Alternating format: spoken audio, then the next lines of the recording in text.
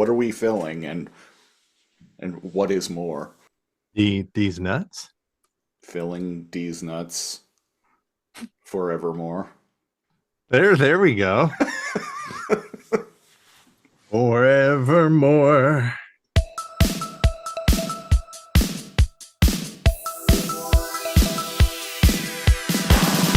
Lazor Comb. We are not going to panic. What the heck even happened to you, man? Vengeance. Shrimp Daddy! Ha ha ha ha! Give him a hockey stick! What am I, fucking magician, man?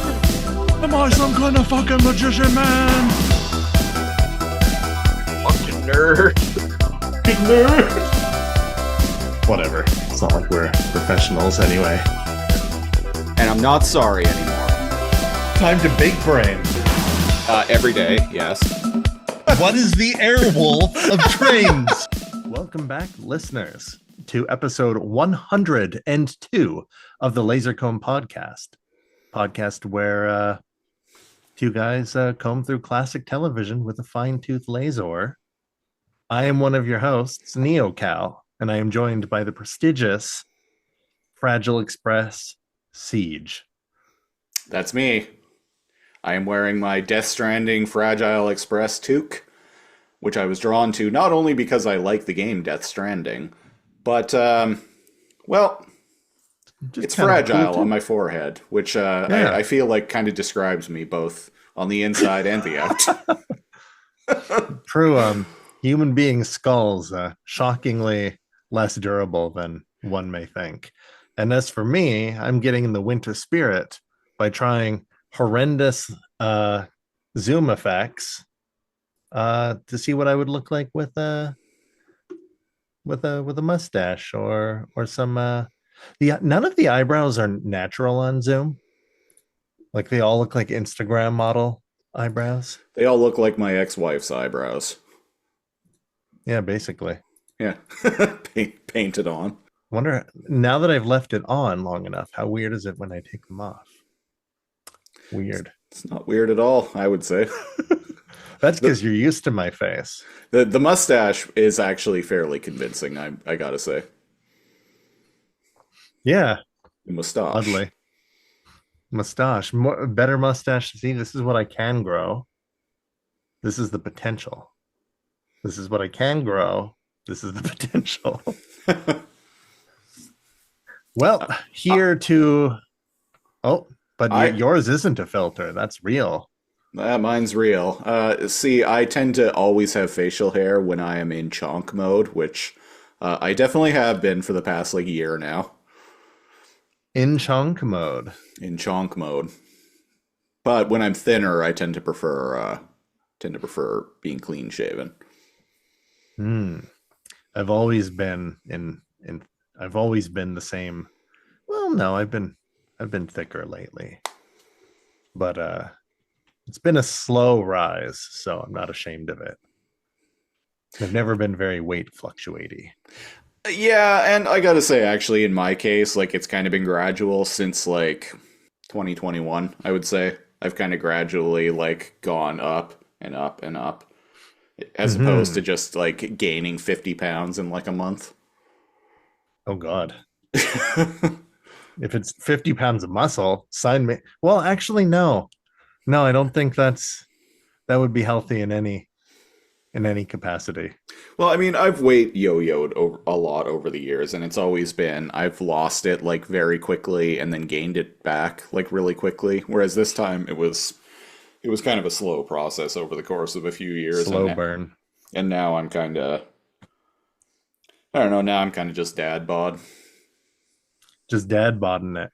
Which from what I've seen, guys approaching or at 40, just watching our kids shows here on Lazor Comb. The dad bods are appropriate. That's right. Yeah. Today we're joining our kids in watching Fillmore. Fillmore, I'm on it.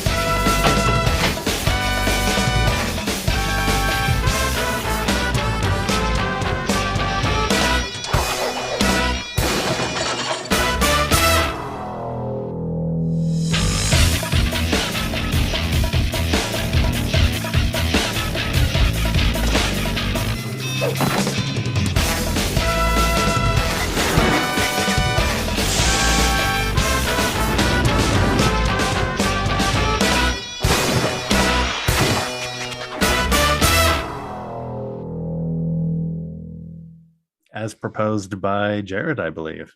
Yes, it was another pick by Jared. We did Atlanta last week. That was a Jared pick. This is also a Jared pick. And if you're watching video and you've never heard of Fillmore, and it looks like, what if there was a cartoon where Morpheus and Trinity were middle school police? That's kind of what the show is. Uh, tiny, tiny Zion adventures. The adventures of you know how there's the Animatrix? Yep. This would be unanimatrix, pre-animatrix, Post animatrix. post-animatrix. Side There we go. animatrix. So basically, I can give you the gist of the premise, if you will, of Fillmore. Yes, They're in seventh grade. a show I had never heard of until Jared pitched this. Never heard of it, and it could be because it was probably just under our age. Like this came out in, where is it here? 2002 to 03 on ABC Kids, and like Toon Disney in 2004. Yeah.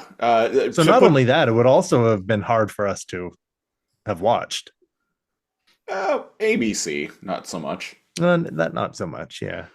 Toon Disney, yeah, probably. But for some, so this aired, yeah, from 2002 to 2004. And for some perspective, I left high school in 2003. And I was graduating in 2005. Yeah.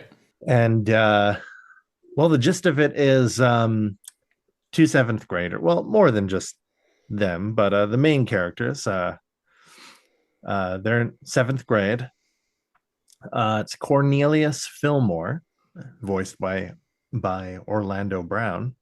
A juvenile delinquent with a record was caught raiding the school's new chalk shipment. He was arrested and given a choice by the safety protocol officer who caught him: either help him solve another case or spend the rest of middle school in detention.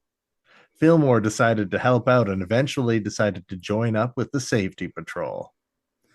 And it's him and his partner, Ingrid Third, voiced by Tara Strong. The great And Tara Strong.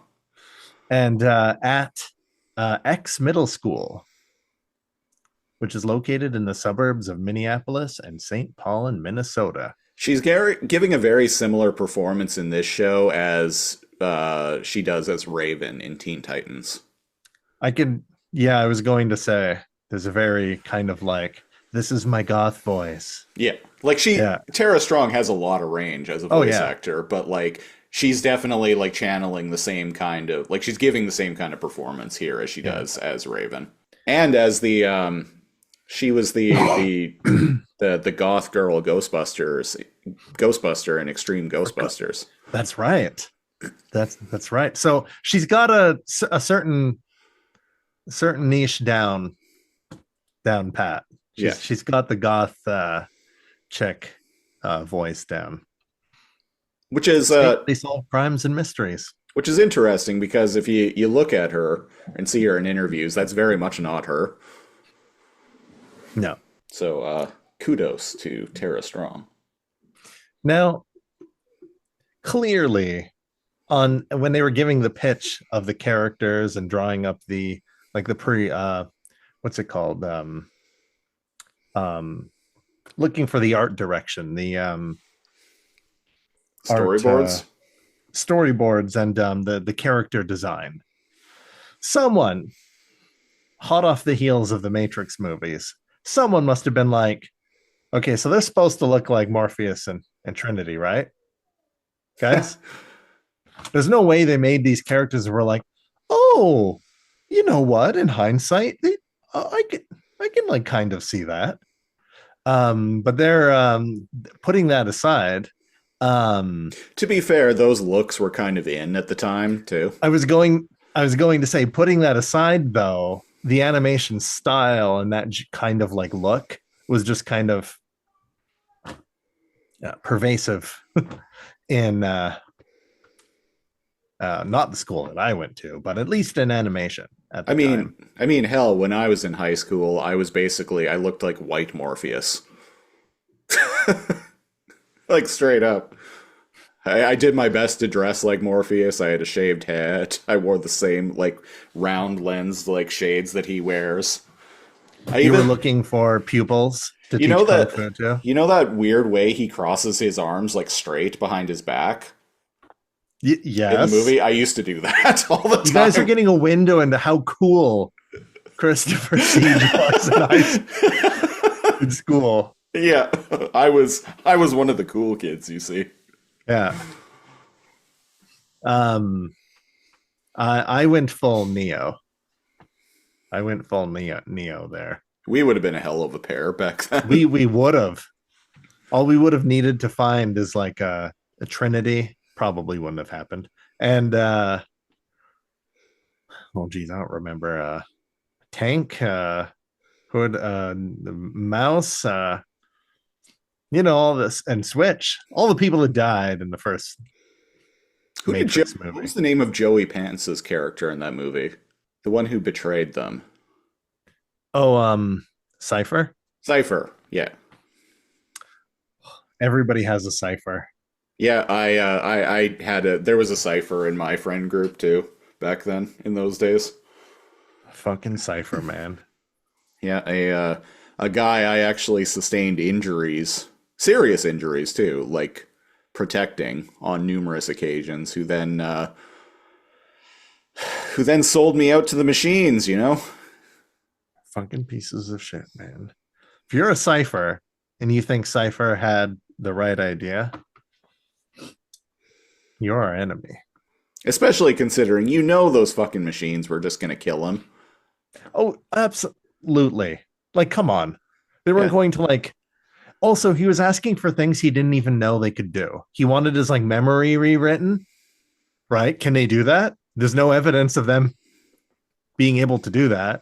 And wanted to be like the Matrix like reprogrammed. And they do. They reprogram little parts of it, right? But like taking away like all of his like memories, and it's like they would just kill you, dude. Yeah, I mean, conceivably, if they have the ability to erase a person's memory, you think instead of like killing people that they've tracked down, they would just take them and plug them back in. Put them back in. Yeah. So why wouldn't they? Because then they use them as energy. Yeah, it's just killing that. Now I understand that the human output of energy is less than it would have taken to put into it to keep the human body alive.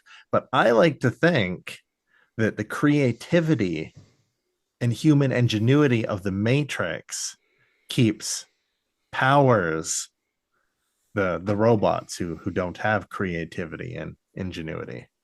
Right. The pseudoscience behind the idea of using a human being as a living battery is kind of just something you have to be like, don't worry about it. Yeah, you just need to be, don't worry about it. No, I don't want to hear it. Don't think about it. The thermal energy of humans, the batteries. Yeah. Yeah, what's that? Is more energy to keep them alive than they put? No. Anyway. And anyway. Yeah, the TV show is basically about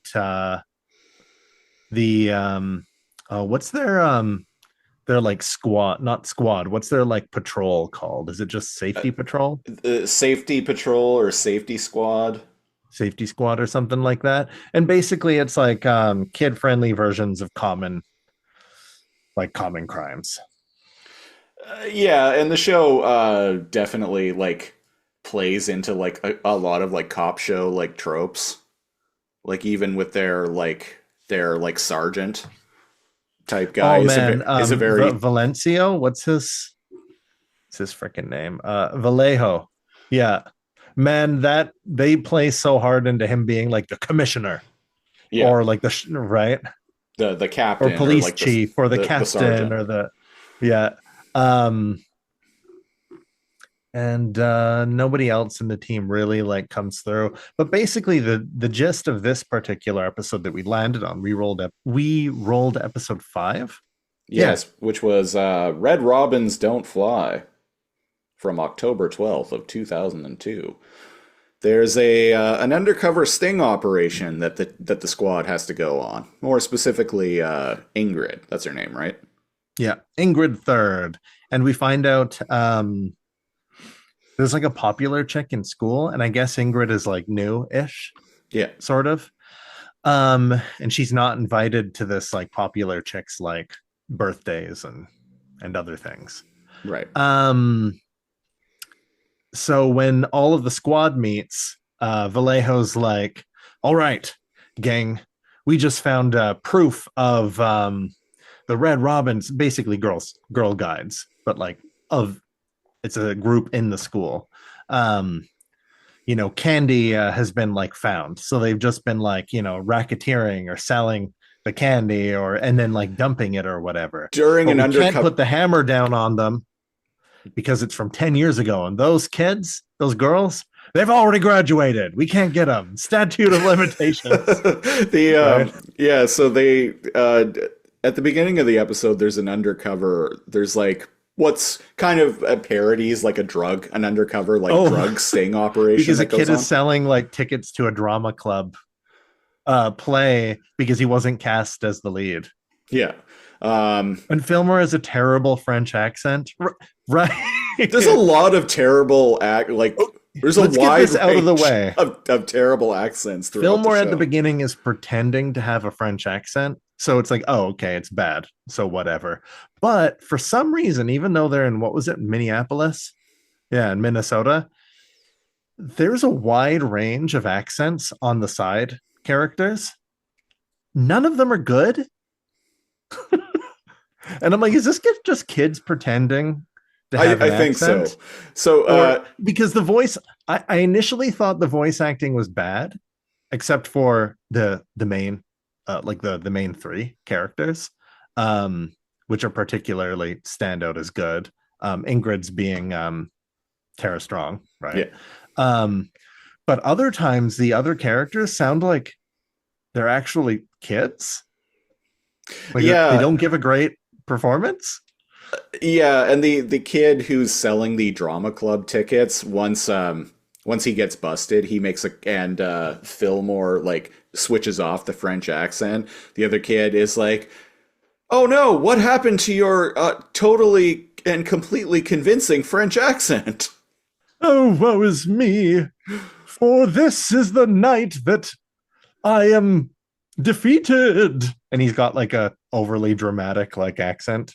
And he runs away. Ingrid and Fillmore give chase. Ingrid ends up catching up with him at a dock, and they end up falling in the water. She drags him out, and there are some kids there who talk like longshoremen.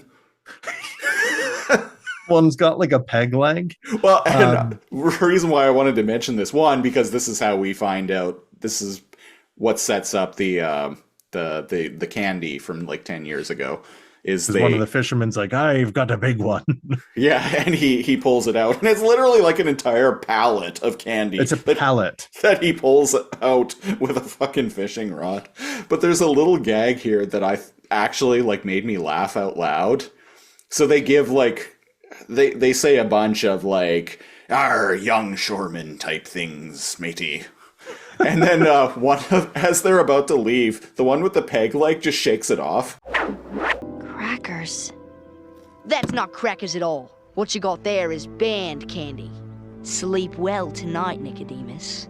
Tomorrow is another day. He shakes his peg leg off, and his foot comes out. He puts on his shoes, and then he walks away. And he walks away. Little tiny things like that make each scene to scene actually kind of enjoyable. That sight gag completely warmed me up to this show. Yeah, right then and there, I'm like, okay, I'm on this show's wavelength. Yeah, and when they catch the perp, Ingrid's like, You broke the rowing clubs like Swan.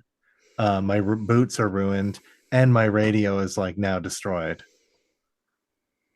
Was all of this like worth it to avoid detention? Oh yeah, the radio thing keeps coming up throughout the episode. Like it's an actual like it's a minor subplot. It's a minor subplot. So basically, they complain, they get backups that are like rubber duckies, like Yeah. elementary school like ones, and that they're embarrassed about. And Ingrid's like, well, we can't afford like new radios. And it's like, oh, don't worry, I've got an idea for that. And then using like ledger domain or like sleight of hand or like confusion tactics. Later, Fillmore is like, oh, look out behind you. Oh, pick a card, any card. Whoops, you dropped it. Oh, look out like behind you. Anyways, I need you to sign this release form. And Vallejo's all like confused and being like, oh, yeah, and signs the write off for these like brand spanking new fancy radios that they end up getting at the very end of the episode. That's a MASH joke right there. Feels like it now that I've said it out loud. It's a MASH joke. That gag was done in numerous episodes of MASH with the Overwhelming the commanding officer to get him into to signing sign something. Yeah. Yeah, actually, very much so. Oh, so now we know who the writers were. They were fans of MASH. yeah, actually, I was going to bring that up. So this show was created and produced by Scott M. Gimple. It was one of the early things he did in his career. He later went on to be a big part of the Walking Dead franchise. Yeah. He was the showrunner for... he was the showrunner of the main Walking Dead show from seasons 3 to 9. And he was the executive producer on seasons 4 to 8 of Fear the Walking Dead, which I didn't realize until today actually lasted 8 seasons. I remember watching the first couple seasons of Fear the Walking Dead and being like, yeah, okay, this is all right. But yeah, apparently it ran for 8 seasons. It only just ended last year. I'm like, holy shit. Had no idea. Yeah, same. It seems like every other Walking Dead like spin-off seems to like get canceled after 1 or 2 seasons, but that one stuck it out. Huh. Now, every group calls the zombies in the Walking Dead something else. Biters, roamers, walkers, that kind of thing. Right. But for some reason, in that world, zombies don't exist. That term doesn't exist. What would our survival group, call them? Moaners? Shamblers? Shamblers. What is that used? Anybody that watches Walking Dead, let us know if a group on the TV show has that. We'll have to come up with a new one if they do. I don't think so. Some call them biters, roamers. Wanderers. I like moaners or shamblers. Oh, the wandering man. Call him the wandering dead. Call them revs for like revenant. Oh, revs. That's good. But then you have to explain it every time you meet someone new. So it's clever, but it requires context. So it makes sense. It's just you have to explain it every single time you meet someone new.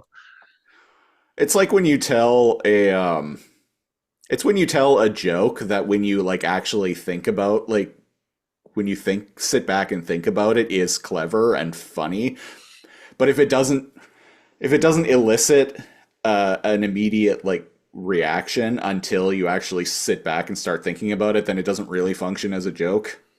That's right. Anyway, the kids on Fillmore don't have that kind of time. The joke's got to be funny and immediate and obvious. Ain't nobody got time for that.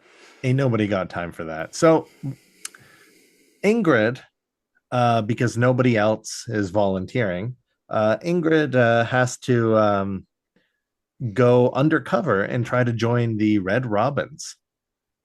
Yeah, it seems like they've only got 2 girls on the team, And There's three boys and three girls, but the other two girls, one of them is known by the others, and the other one, or was it a boy pretending to be a girl with it was like a boy pretending to be a girl who Right. put a wig on. I've been made for this part. Oh, and there's a gag in here when Vallejo is all like, "Okay, team, I need ideas," right? And he's got like the projector and everything, and he's like setting up like, "Oh, we need to bust them, but we don't have any hard proof." He's like, "Oh, but I have the wig and everything. Now what good is the wig?" And Vallejo's like, "There's lots of things." Yeah, he's like, that. he's like, what now? What am I going to do with this wig? And he's like, lots of things. It was a weird statement. Isn't that kind of weird?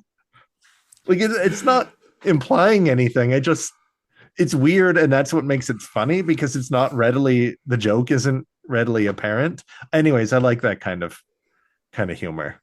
Right. I was afraid this was going to be too kiddish, but there were things I enjoyed in it. No, I didn't find this show overly juvenile at all, honestly. No, like it's simple, but it's not like, Rugrats. Oh Yeah. boy, Rugrats fans coming at me in the comments. It's no I haven't 3, 2, seen 1 Rugrats penguins. since I was 10. Oh, nothing is.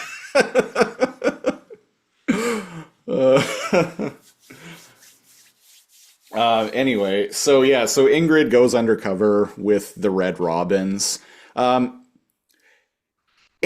as a character, I actually really like her, because she kind of reminds me a bit of me when I was in high school. And it's specifically because she's new and she has no friends, and she's not talkative, and she's kind of gothy. She's new, she's kind of gothy, she's an outsider, kind of a loner type, and she has a wide vocabulary. And that actually comes up in the one episode. of her that exactly. And she comes here and she's actually surprised at how. What I'm saying was, I was a teenager who would use the word albeit in sentences, just casually. It was actually a common thing when I was a teenager, and to be honest, it still happens now. I'll just drop. Do you say albeit and per se? Per se. I say per se a lot. There's a lot of words that I'll just kind of casually drop into conversation, where a lot of the time people will just pause and be like, what does that mean? To be fair, a lot of idiots in that part of the country. Yeah, words that I've said recently that I've had to define for people are sycophant and portmanteau. Which is not a sick elephant. No, it's not a sick elephant. And portmanteau, I said in conversation recently, and like the two people I was talking to were like, huh?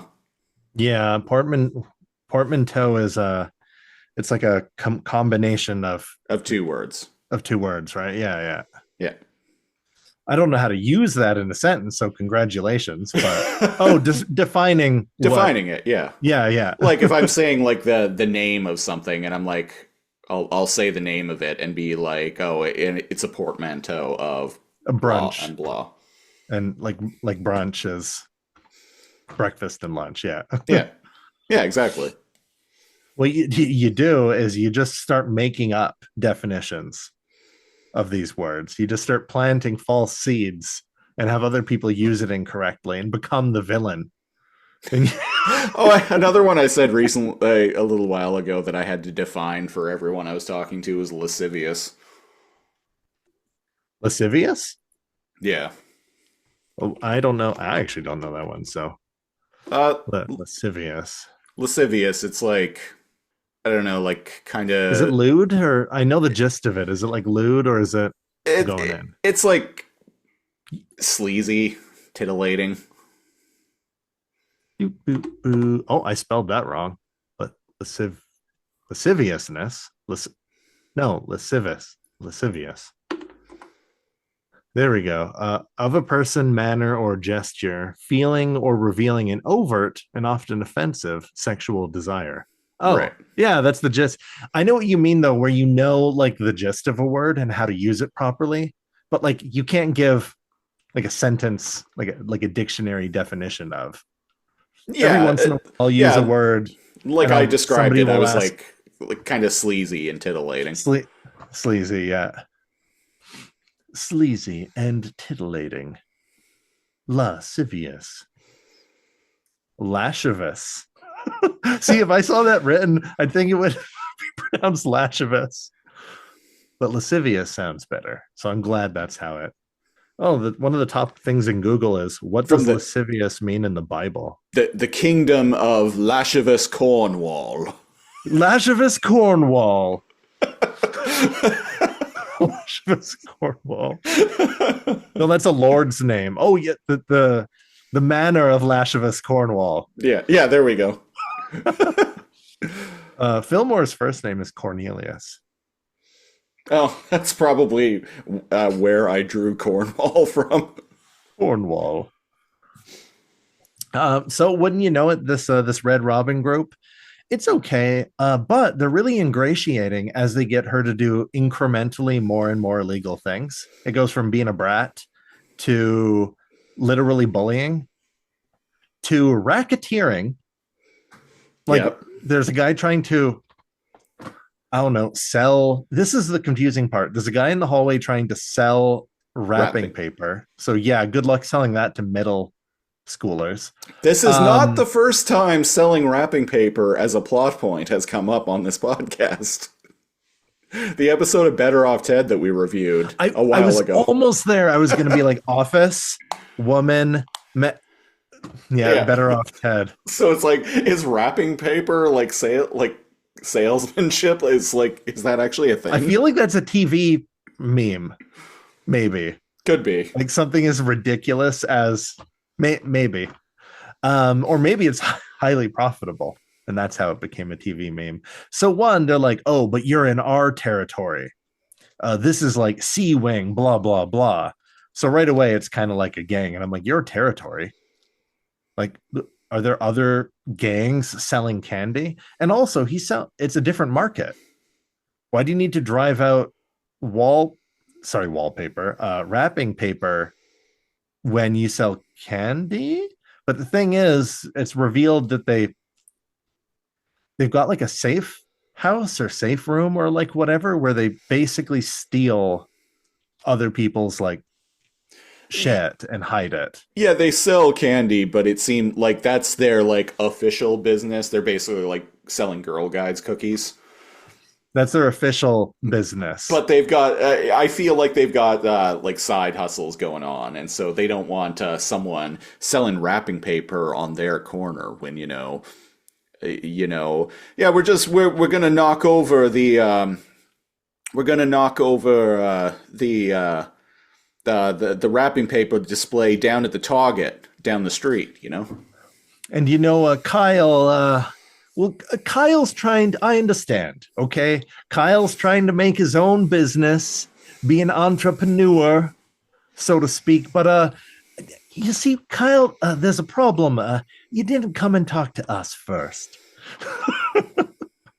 And so they peer pressure Ingrid into wrapping him up like a mummy, which she gleefully does. And the leader films, and I'm like, that's how you do it, because now it's just her on camera. Now they got now they got dirt on you, right? But it turns out she's not doing this for dirt, which is what I thought would have been the case.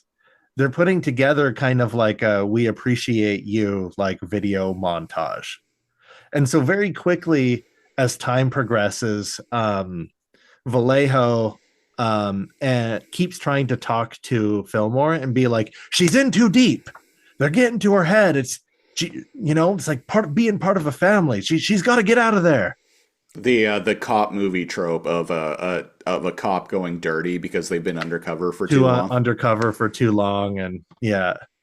And eventually Fillmore is like, no, she's different. She's professional. And then Vallejo reveals that, I used to have a partner when I started in the force. Brilliant girl, a lot like Ingrid, like big vocabulary, super smart, didn't make like a lot of friends, that kind of thing. And well, she got in with the Red Robins, and now she's their leader. And Fillmore's like, Dun dun dun. dun dun dun. And indeed, the big will she won't she is the leader of the Red Robins. Wants to. She's like, I'm in 8th grade. I'm not going to be here forever, and I want you to take over for me when I go to senior high. And she's like, I couldn't. And she's like, nonsense. I've never met anybody who can do the job better, except for you. You just got to do one little thing. And I thought she was setting up Ingrid this like whole time by like filming her doing the crimes, and then like she gives her a key and then tells her nothing else. Like Ingrid's just supposed to go through the school trying the key and like everything, which she does.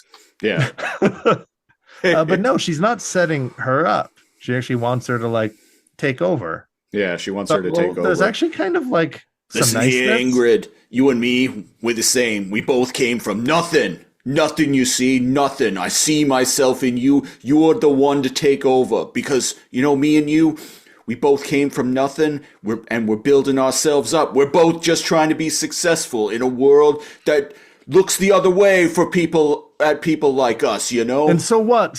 Sometimes we we wrestle a few feathers and sell some illegitimate candy. That ain't hurting no one. We're just trying to take a little bit of what's ours over here. And you think the school doesn't take some off the top? Huh? We just taken from the man. And Ingrid's like, damn, that's a good point. that was me attempting to channel a little bit of Colin Farrell, Penguin, if anyone listening is wondering. Oh, okay. He gives a lot of speeches like that in the show. I can imagine. Yeah, I've seen little like clips of it here, but I always go away before any. People have already, in other group chats, not our Discord or you, have already spoiled a little bit about it. But I'm like, I kind of knew the gist of it. Seriously, watch The Penguin. It's so good. Yeah, I'll check it out. What is it on? It's on Crave. Okay. I think I gave you my Crave login a while ago. If not, I will ask for it. I'll add the app to my TV and ask for the password. Sounds good. But yeah, what ends up happening is she finds the vault, and it's not a setup. It's like, a whole bunch of supplies from shakedowns and the candy that they said that they sold, that they made some like Mook pay for, but like didn't actually deliver on. Yeah. Also, I found it funny that with the key, there's no real like deduction process. No, there's no puzzle or deduction project. Just goes around and tries it on like every door until she finally like comes across one. Well, she figures out. What's funny is it opens the art room door. Just happens to have the same lock as this door. And that's very that's very high school. Right? To just be copies of the same door lock. But then later on, as we find out both from Vallejo talking to Fillmore and from her just Ingrid trying random doors, is she used to be somebody. She was like head of the AV club, and then she shut that down, and so she used to have much broader ideas, but none of them were working out, and she shut them all down and then just became head of the Red Robins. And then it's time for the sting, and Fillmore's all like, are you in or out? It's like a heat moment. Or we all know we all know what it feels like to peak in the 8th grade, you know.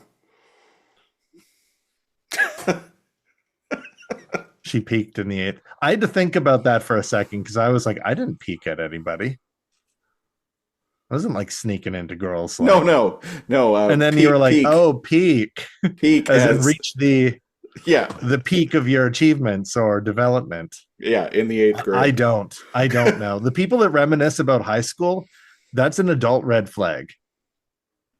If people talk about like the good old days, like, oh man, like, oh, I was like blah, blah, blah, and I was in like nationals and like head of like this team or whatever, and I had like all these like girlfriends or whatever, and I'm like, you're a loser and as an adult, aren't you?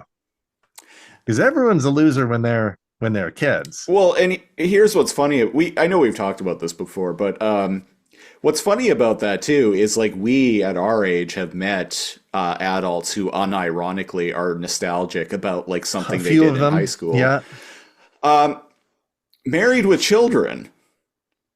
Al Bundy is a guy who is a loser in his adult life, and he is always wearing his high school football jacket and talking about like that one like touchdown Oh my God, he scored in his high school football game. And in that show, it's played for laughs because it's like, look how much of a loser this guy is. That the best thing he did was like score a touchdown in a high school football game. That was the peak of his life. But I met the baseball version of that guy, by the way. Oh yeah. Like, I worked with him for 6 months. Yeah. Wow. Like very cocky, very like know-it-allism, talked about like high school and like getting laid and stuff like that. And it's just like, I don't know, like you're a dude that like lives with your wife and has like a young kid. Like that kind of seems cooler than playing provincial high school level baseball, my dude. Right. But what do we know? Weird that you're reminiscing about the things that you're that you don't have and seem to not like the things that you do have. That's what. But yeah, congrats on the marriage. That's what being an adult is all about. Well, according to television, it is. Yeah.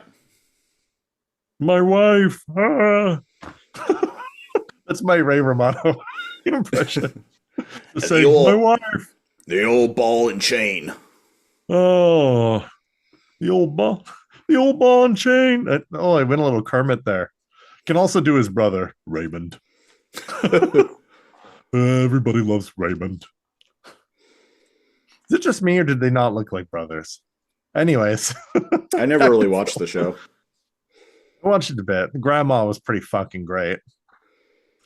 Actually, you know what? She was in Grandma's Boy, wasn't she? Isn't that the same actress? I don't know. I looked her up recently. I remember Grandma's Boy coming out. I worked at Doris a video store at the Roberts. time. To me, Doris Roberts feels more like a TV grandma than who's that one that everybody liked? White. Betty White. Oh yeah. Doris Roberts feels more like an IRL grandma than like Betty White's rad, but Doris Roberts feels like a cool grandma. Now, I've never seen the movie Grandma's Boy, but I worked at a video store when it came out, and I remember a friend of mine at the time telling me that I should watch it because the main... Oh no, did they ruin it by selling you on the wrong thing? What they told me was that the main character in the movie like really reminded him of me. And then I read the plot in the movie and I'm like, I don't know how I should be taking this. So I never watched the movie. Fuck you, dude. Because you were like kind of adjacently insulted as a pitch to watch the movie. I probably wouldn't have either. Yeah. I don't get the guy's nothing like, what the fuck? I even knew you back in like Blockbuster days. Yeah, and, like, very old shortly you after wasn't- that. Yeah. Basically, I feel like that person was just being a fucking dick. Because like he lives with his grandma, he smokes like weed. His friend's mom catches him jerking off to like a figurine.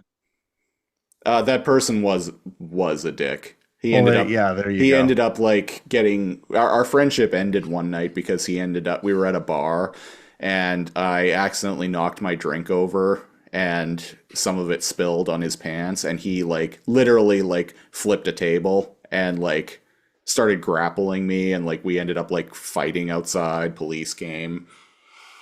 I was just trying to defend myself. I'm like, dude, I don't want to fight you. This is fucking stupid. But that was the end of our friendship and now he's dead because he blew his face off cooking meth. Oh, that guy. That guy, yeah. So that, yeah.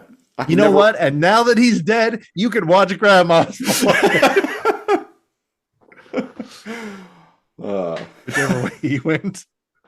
Yeah, I hadn't. Yeah, he died a couple of years ago because he'd gotten Yeah, I pretty. remember that. Yeah, he'd gotten pretty hardcore into drugs, and yeah, He wanted to be Bad. I almost he said wanted to Breaking be Benjamin. Walter White, and he was more like, More like Jesse. yeah, more like Jesse's friends. Oh my! Like he was more like Say no Badger more. and Skinny Pete.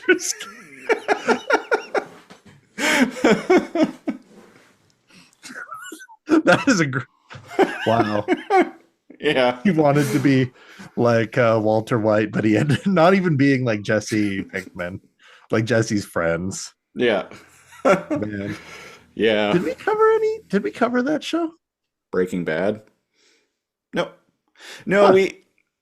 There's a lot of shows like that I haven't bothered mentioning just because they're so heavily serialized. It's yeah. Just like I'd love to talk about The Shield, but like The even though the Shield acts episodic, its development is very serialized. Like the yeah, character. each episode has its own like main plot going on, but like the show is extremely serialized, and it's the same with Breaking Bad. And Breaking Bad, like any one episode feels like at least a two-parter. It's like a bingeable TV Yeah. show. Yeah, yeah. And also it's very, very, very like extremely like this isn't an insult to it at all, but it's like very mainstream. Like there's a million reviews on Breaking Bad, something like Breaking Bad, right? Right. So yeah, I've never brought up like shows like that or like Game of Thrones or even The Walking Dead we were just talking about, just because Same, yeah. just because Maybe they're if like somebody really wanted us to, but like no one's even mentioned our paid like our followers have never pitched us like extremely mainstream stuff like that. yeah. I mean, I don't know, and maybe if we decide on like a very specific endpoint for this podcast or something, we dedicate like the last like 10 episodes or something to like our all-time like Game of Thrones, favorite like yeah, prestige like TV shows. yeah. I don't even remember. Well, what ends up happening in the actual show we're reviewing? Fillmore, right? Fillmore. Yeah, so it's like I'm passing the badge off to you, and she's all like, "All right, freeze! I'm actually a carp." And the leader of the Red Robin group is like, "I know, and so was I. That don't matter. You part of the family now. Come on, take That makes the badge. you all the more perfect to take over for me. I hung up my sash and badge. You can do the same thing." And she's like, and you could be part of the coolest club in school or something like that. And she's like, well, there's a problem. I already am.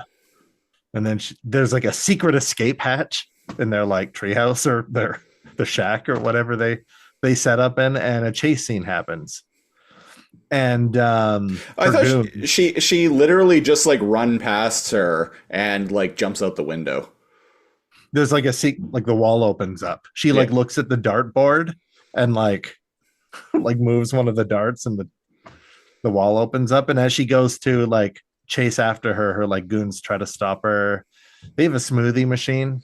They've got way cooler stuff in there. Crime does pay, basically. She escapes on a bike. She grand theft bicycles. Yeah. That's pretty funny. She basically like GTAs like a kid off of their like tricycle or something. I like that like she takes the bike and then like puts the helmet on like fully and then like adjusts it and rides away. I'm like, and then zips away. Always wear a helmet. Yeah.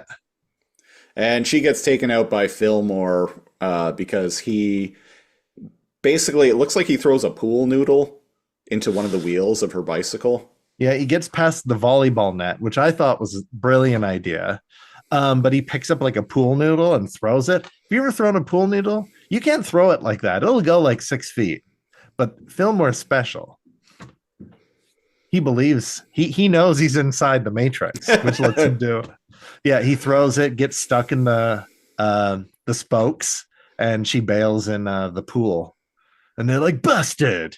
You just After a imagine month of detention. You just imagine he picks up the pool noodle, the camera like freezes, like spins around to the other side, and then he throws it, and the pool noodle like slow motion like just curves in the air just to go into the tire.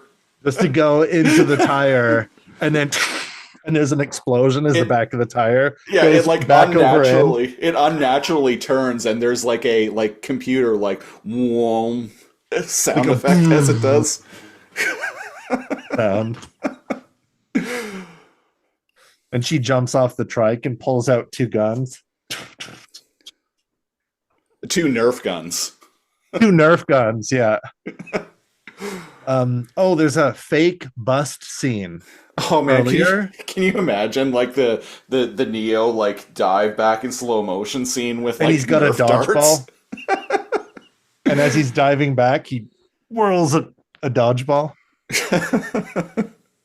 I liked the fake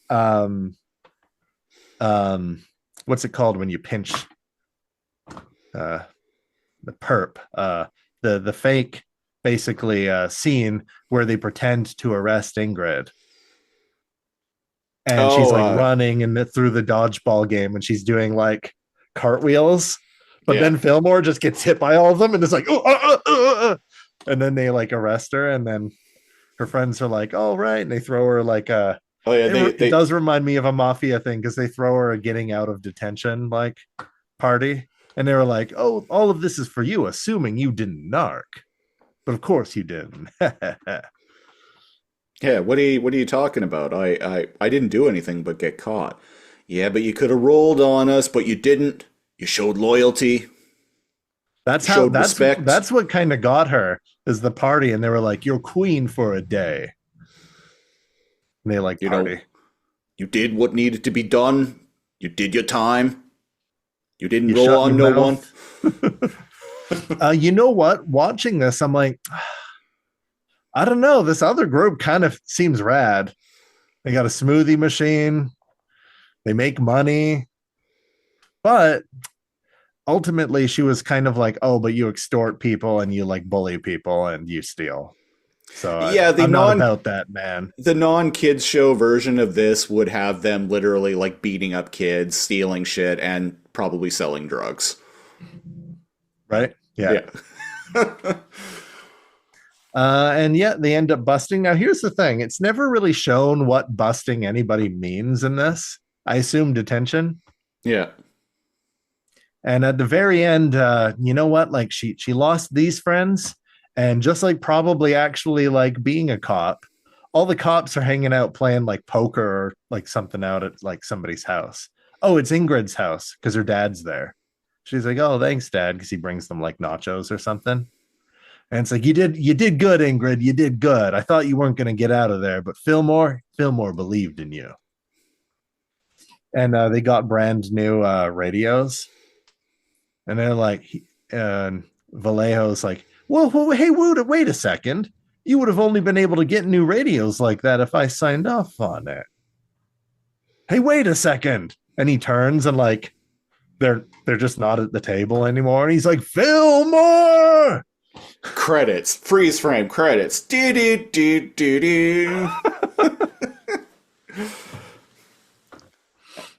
And there's that C plot of like getting the new radios like came in handy, but it's trying to show that like they're friends and that friendship there was more important than we yada that kind of part. But it's about Fillmore being like, "Are you still with me?"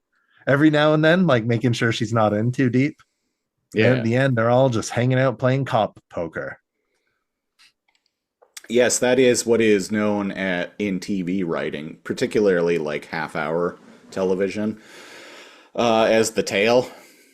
Right. Because typically there'll be an act break, which in TV scripts, acts are separated by commercial breaks. You know, when you're watching like Star Trek: The Next Generation, it will be all like, "Captain, we have incoming signal. It's Romulan." And Picard and Riker will both stand up and look look toward the viewing screen, but the camera will be facing them, and it will like slowly zoom in on them, and you'll hear like din din din din, din music, and then it will fade, and then go to commercial. That's an act break in a TV script.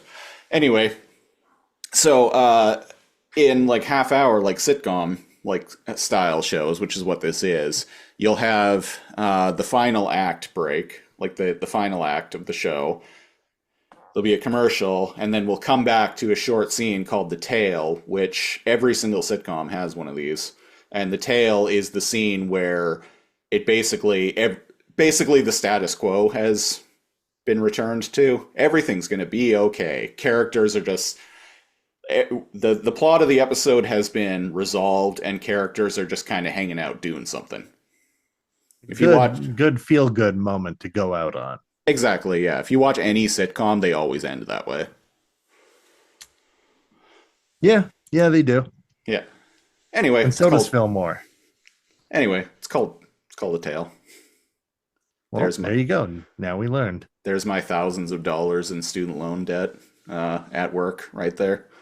That's right. It's paying for itself. getting to tell people on the internet. Lazor Comb, yeah. Facts like paying that. for itself, yeah. And well, Siege, you just caught a random episode of Fillmore with an exclamation point at the end, I believe. Yep. Yes. Would you tune in next week? I think if I had saw this at the time, yeah, probably. It's a fun little show. I laughed. So. I was on the show, like as I mentioned. I was on the show's wavelength pretty quickly. I like the animation. The animation reminds me a lot of the Clerks cartoon.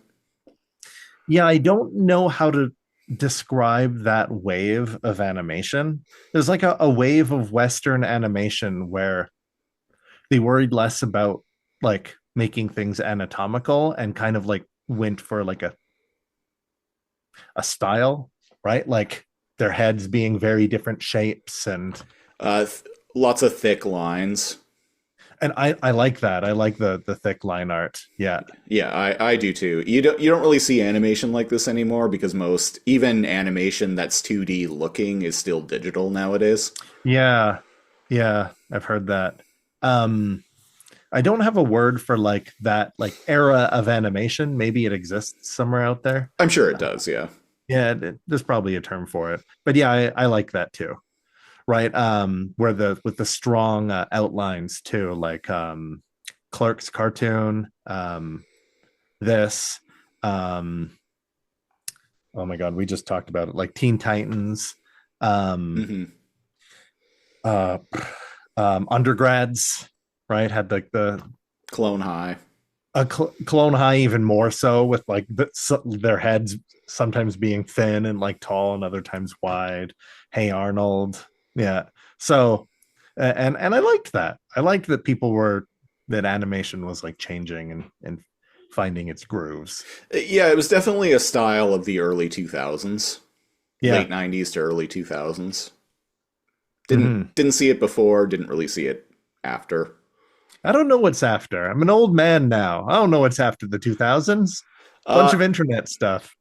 After that, I find the style that became really prevalent in animation was the Metalocalypse / Archer style. Kind of like digital Flash, 2D. Yeah, you're right. As for what's in animation now, I'm an old man. I have no idea. All right, it's time to be old men together and review oh shoot, I already forgot. What are we? Anyway, I would tune in again next week. I would too. It got me early on and it kept me. I liked it. Sweet. Well, that was episode 102 of Too Much Energon. 102 of Too Much Lazor Comb. Too Much Lazor Comb. Yeah, kind of. We have a Transformers podcast. It's called Too Much Energon. Yeah, go check that out. It's 148 episodes of that. Anyway, that was episode 102 of the Lazor Comb podcast. If you want to support the show, much like Jared did, go to patreon.com/lazorcomb, LAZORCOMB.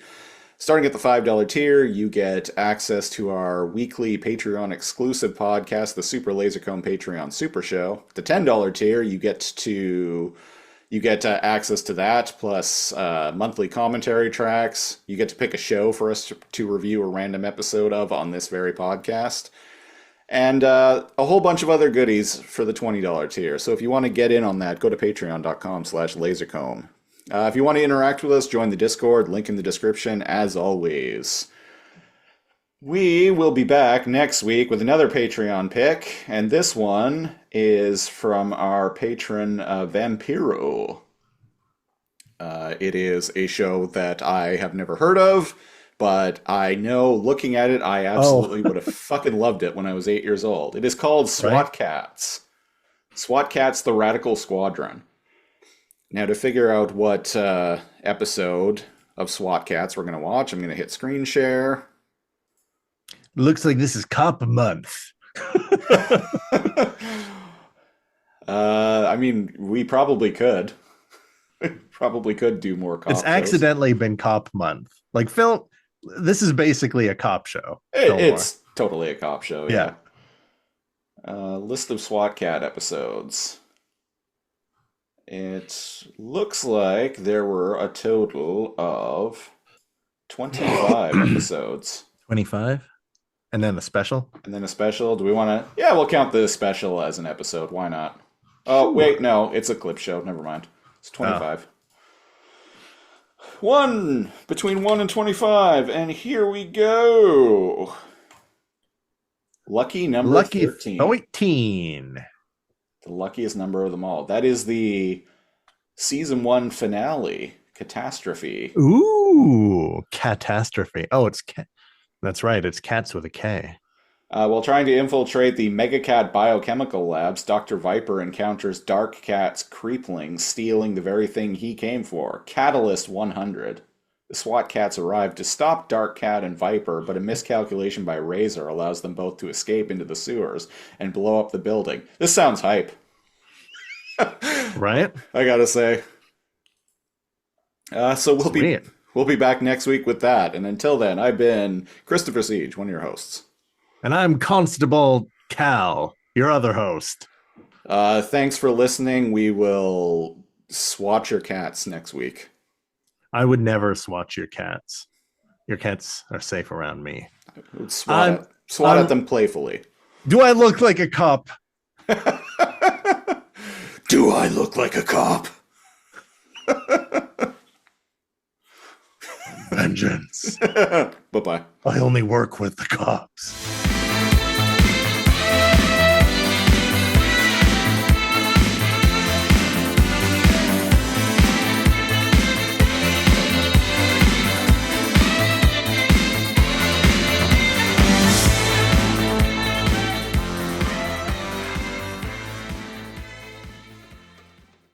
I am repping Fragile Express in celebration of Death Stranding just being dropped on Series X out of nowhere.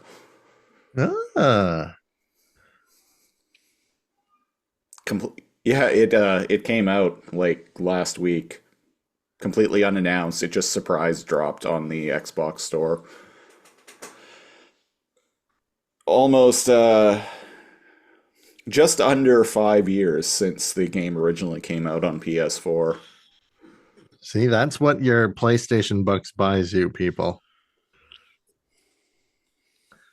You get early access. You get 5 years early access. It did also come along with the announcement that Kojima had actually bought all the rights to the franchise away from Sony. And they're now working with 505 Games as a publisher, which means chances are very high that Death Stranding 2 On the Beach is probably going to be a multi-platform title. Which I am still excited. I'm very excited about. But I will say, I have gone back to play Death Stranding recently because I bought it on Xbox because it was cheap. It was like $20. I'm like, you know what? It's been 5 years since I played this game. I'm fine with I feel like enough time's passed that I can go back to it. I still have no idea what the fuck's going on with that game's story. No? Something about an extinction level event has forced everyone to live underground because there are these ghosts called BTs that are basically created when people die due to exposure from this rain called timefall that causes things to age rapidly. And Yeah. and you, as a guy named Sam Porter Bridges, which a porter is a job.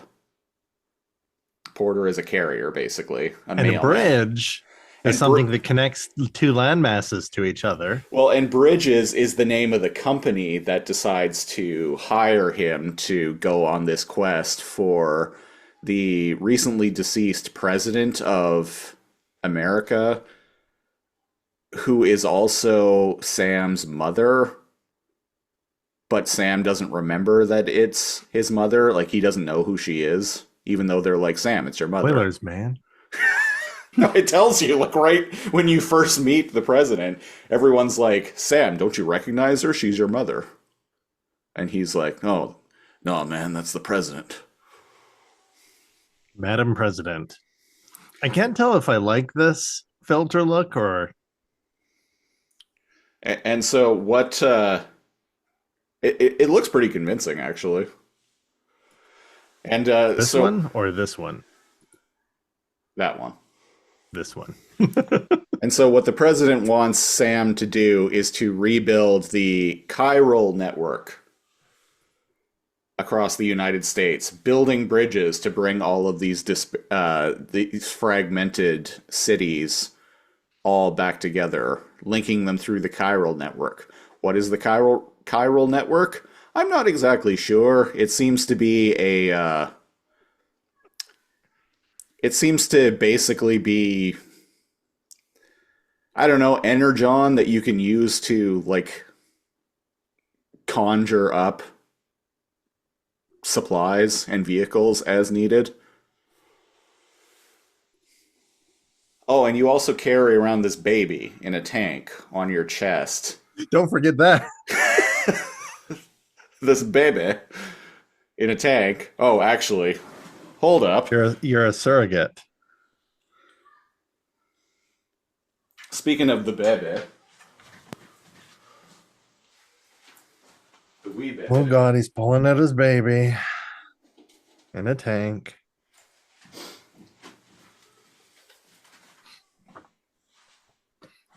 Mother of God. When are you going to strap that to your chest? And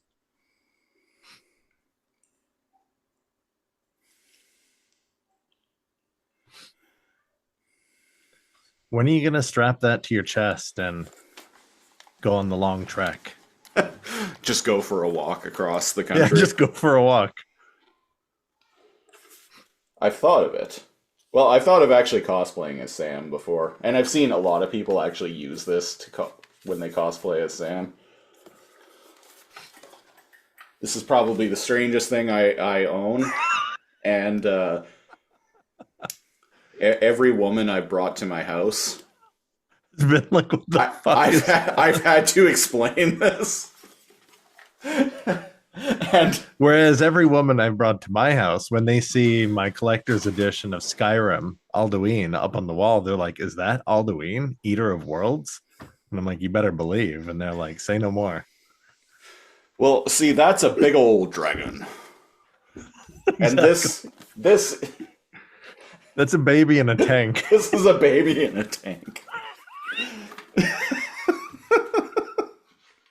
One of those things is inherently cooler than the other. But that is definitely up there on the weird things you can have. And so the wee baby in a tank, Sam uses this thing because when it starts crying and flipping out, it's because there are BTs, these like these tar ghosts that you can't see, most of the time, unless they want you to see them, in which case they become a big tar river of like corpses that try and pull you in. Anyway, the wee baby can detect these things because if a baby, the babies in the tanks are babies whose mothers have died right before they gave birth. And so they're connected to the astral plane yeah, because they were connected to their mother when their mother died. yeah. And Makes sense to me. this is actually visualized in the game by a strand, which is kind of a ghostly, like tar, like kite string, basically, is connected from the baby to like up into the sky. It's a weird fucking game, man. So I need to play this game, is what it sounds like. It's enjoyable. I do like it, but yeah, I don't understand the story. Well, actually, no. Like, I was just able to explain the story to you, so I do understand it. I just don't. I don't get it. Like, what, You understand it, but you don't get it. like, what the fuck was Kojima on? Well, I know is Guillermo del Toro was hiding from a bunch of organic tank zombies. And he had one of those too. The president's chief of staff is named Die Hardman.